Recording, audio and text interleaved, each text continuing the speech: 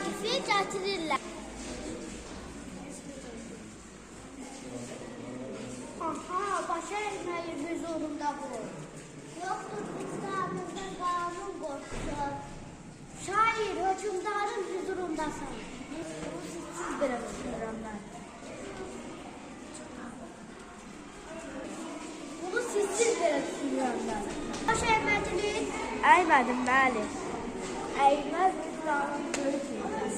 Qılıçlar çapışıb iş görəndə var. Neylər dediniz, quru beyliklər. Vicdan dediklərinin həqiqətdir. Eşlik, nəzarət, əbədiyyətdir. Bəs zindan necədir? Qaranlıq zindan. Soyuq məzana da zinətdir insan. Yenə göylərdədir şair xəyalı. Əzəldən üzüldü, yoxdur savalı. Bu dövlət, bu cavab, bu şanlı saray. Sən də Bu dövlət, bu cavab, bu şanlı saray.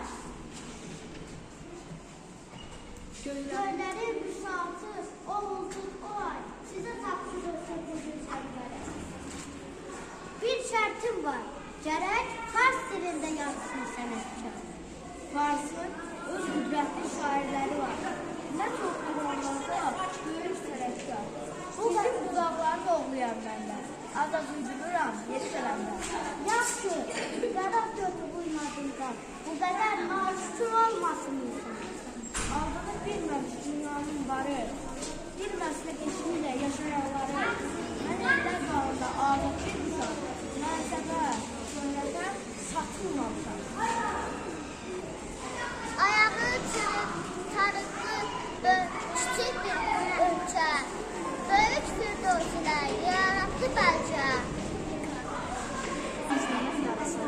Güneşi ölçədə qaran saçlar. Yenə güneşə alışmadan bir qüdrəti var. Görünür günəşə iştahım vardır. Məndə çəkmək istənən yarasa vardır. Vaqif məşhur şair, Qarabağ xanlığının müdrik vəziri, İran şahı Ağa Məhəmməd, Şah Qacar Azərbaycana hücum eləyəndə Şuşada əvvəlcə Vaqifi öldürməyi qərarı aldı. Çünki Vaqifin səsi xalqının səsi idi. Bəs zindan necədir, razısan? Razıyam, böyük höküm var. Olur ağalar. Eyb etməz üzərində tatar bir əvvəl. Qatırcılsınız, doğub törəməz. Hələ qalaq, əsəbləşirsən. Amma şahs... Vaqif, şimdi saray həyatını bütün tərk et. Gərək yaşamasın dərdini.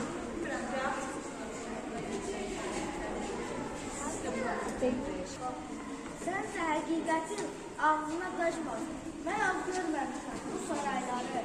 Burada görəsin ağzı ayları. Görmüşəm canları və bağlıdır.